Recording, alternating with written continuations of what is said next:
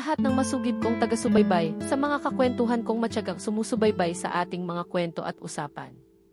Maraming salamat sa inyong oras, at sana ay makapagbigay ako ng konting inspirasyon sa inyo ngayon.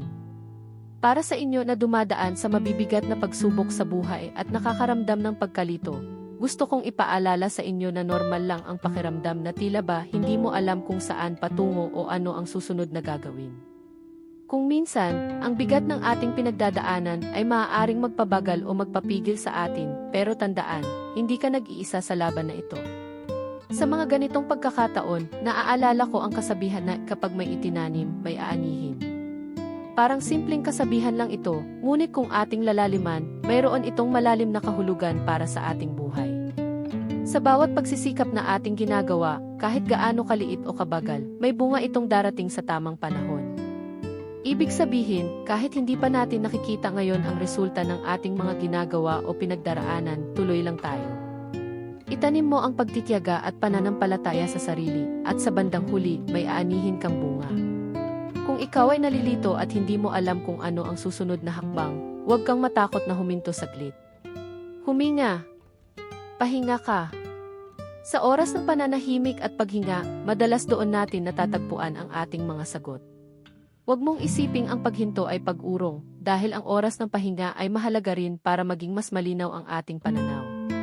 Kapag ang utak at damdamin natin ay payapa, mas madali nating maririnig ang tinig ng ating puso na magbibigay sa atin ng direksyon. Minsan, ang ating mga plano ay hindi agad nagbubunga ng resulta.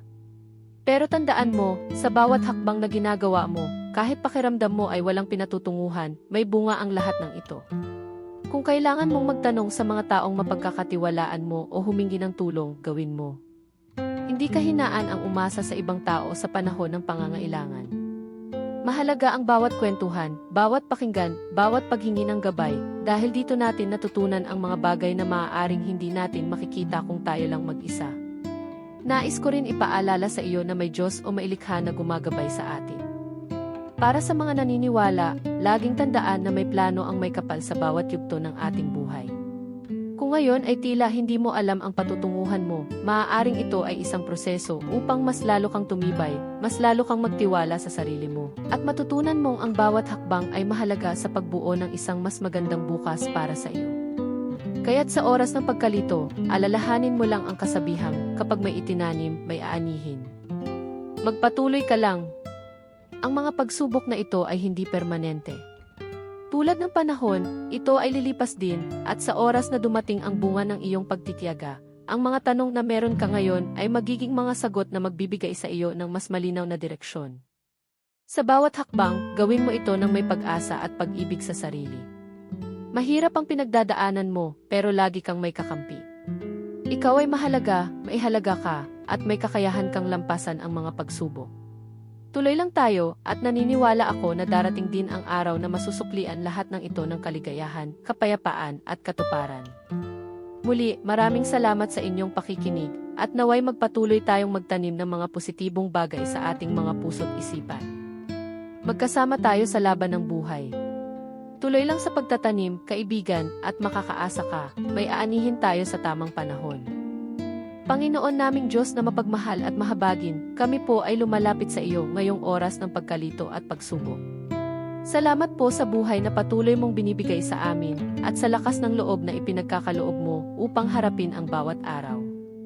Maraming salamat po sa iyong gabay, sa iyong mga aral na nagtuturo sa amin na sa bawat pagtatanim ng pagsisikap at pagtitiyaga, may aanihin kaming bunga sa tamang panahon. Salamat sa iyong mga paalala na hindi kailanman nasasayang ang bawat hakbang na ginagawa namin, gaano man ito kaliit o kabagal. Panginoon, kami po ay nagpapasalamat sa iyong pagmamahal at sa iyong pagkalinga sa oras na kami ay nalilito at nawawala sa direksyon. Salamat sa pagbibigay mo sa amin ng pag-asa at pananampalataya na sa kabila ng lahat ng ito, may mas maliwanag na bukas na nakalaan para sa amin. Tulungan mo po kaming maging matatag na huwag mawala ng loob at laging magtiwala sa iyong plano. Hinihiling po namin ang iyong patuloy na paggabay at pagpapala sa bawat isa sa amin. Naway maging ilaw ka sa aming landas, at naway patuloy naming maramdaman ang iyong presensya sa aming puso. Sa iyo po ang aming pasasalamat, papuri at pag-asa. Amen.